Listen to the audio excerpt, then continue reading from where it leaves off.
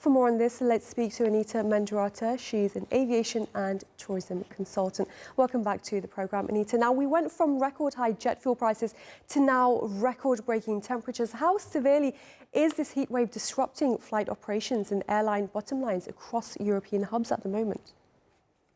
Indeed. Thank you very much for having me back. And it's interesting, as we've spent the beginning of this year talking about the extreme heat geopolitically in parts of the world, and now it's going into the environmental stage, and it's impacting directly travel and aviation.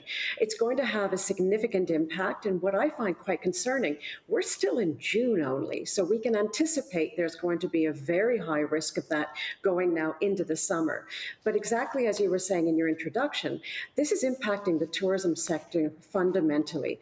And what we have to remember is that tourism isn't just people investing their money and their time into going on holiday. They're investing their emotion.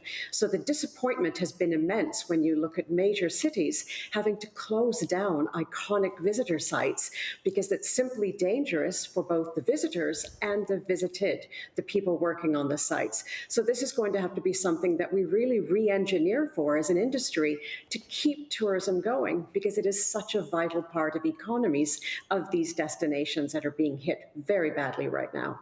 And as these temperatures continue to rise, could we be witnessing a permanent economic shift away from traditional Southern European summer tourism destinations? It's an important question that you ask, because importantly, these destinations, again, they're iconic.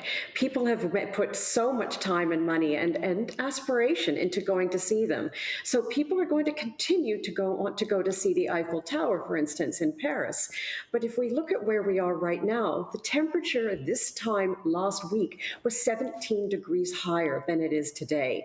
And when you think of people having to go to Paris, wanting to see the Eiffel Tower, and canceling because of the heat, what this is doing is not only shifting people to new destinations, it's shifting the travel season into what we call the shoulder periods. So people going earlier than the peak summer period or after the peak summer, which is a very good thing because it actually extends the tourism economy longer into the year and takes pressure off of those traditional holiday periods, which were facing overcrowding even before the overheating was starting. So it's definitely shifting how travelers are moving, not just where they travel to, but when they travel. And this can be a very good thing for destinations as long as they manage it very carefully and very smartly, quite honestly. So what kind of strategies should travel operators deploy right now to protect their seasonal revenues? I think what's going to be very important is, again, looking at any destination at a 365 perspective. So looking at it year-round and seeing how can we take those peak travel periods and stretch them out? How do we leverage those shoulder periods, as I was saying?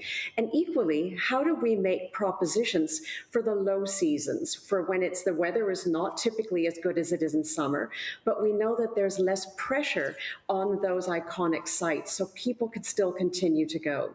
Because the tourism economy must run year-round. Otherwise, we're allowing what we call seasonality to institutionalize the highs and the lows, which is highs and lows of revenue generation, of employment, and of investment. So these economies ultimately are showcased how critical they are to nations when we're in situations like this, when there's a crisis.